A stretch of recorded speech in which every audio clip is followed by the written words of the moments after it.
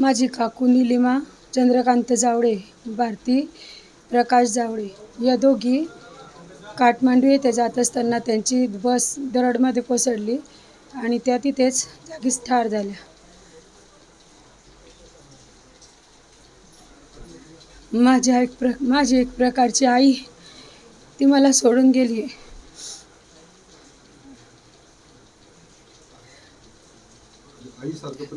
आईसारखं प्रेम मला लहानपणापासून सर्व त्यांनी हे केलं.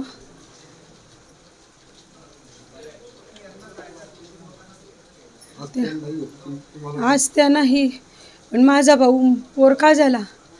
त्याच्या एकटी आई होती, वडील कधीचेच वारले आणि एकटी आई असून तो पोरका झाला. त्याला बघून आणि घराचं बघून शब्दात सांगता येणार नाही असं.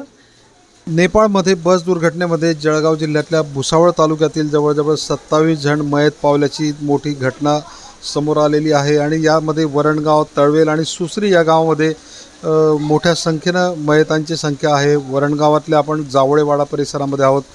अंकित जावळे आपल्यासोबत आहेत की ज्यांच्या मातोश्रींना त्यांनी गमावलेलं आहे. दादा काय सांगाल, आपल्या आई कधी या सहलीला गेल्या होत्या? हे 7 ते 8 दिवसापूर्वी नेपाळला काठमांडू इथं पशुपतीनाथाच्या मंदिराला गेले होते दर्शनाला. त्यांचं आणि माझं बोलणं समजा सुमारे कालच्या दिवशी झालं होतं, पण सकाळी आज माहिती पडलं की त्यांचा असा अपघात झाला. आमची पूर्ण म्हणजे झोप उडून गेली आहे. त्यांच्याशिवाय आम्हाला सहारा नव्हता कोणीच. आणि आमचे इतर जसे आमचे मोठा बाबा, मोठी आई, एक मोठी आई, भाऊ, म्हणजे आमच्या घराण्यातले 6 लोक गेले. आमच्यावर असा खूप दुःख झालं. देव आम्हाला शक्ती देव पचवण्यासाठी.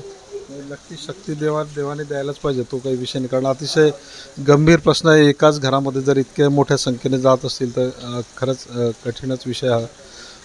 आपल्या आई आणि तुम्ही एकटे राहत होता या ठिकाणी घरामध्ये. तुमची रोजीरोटीचा व्यवसाय काय होता? आमचं शेतीवरच चालू होतं जे काही होतं ते. आई आणि मी समजा आमचं जे शेत होतं वडिलांचं वगैरे तेच घरी करायचं आणि त्याच्यावरच आमचं भागायचं. परिवारात दुसरं कोणी घरात? परिवारात कोणीच नाही. वडील 19 वर्षापूर्वी मयत झाले. आजी आजोबा कोरोना काळात वारले. आई आणि मी असा आमचा 2च जणांचा परिवार होता.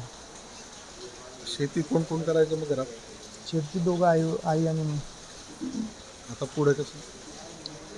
पुढे आता करायचं तेच सांगत.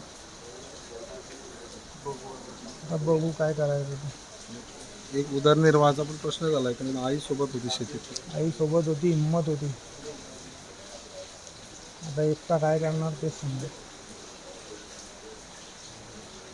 असं तुम्हाला एक कळलं कसं की ही घटना की मयत झाल्याचं, आई मयत झाली हे कोणी सांगितलं?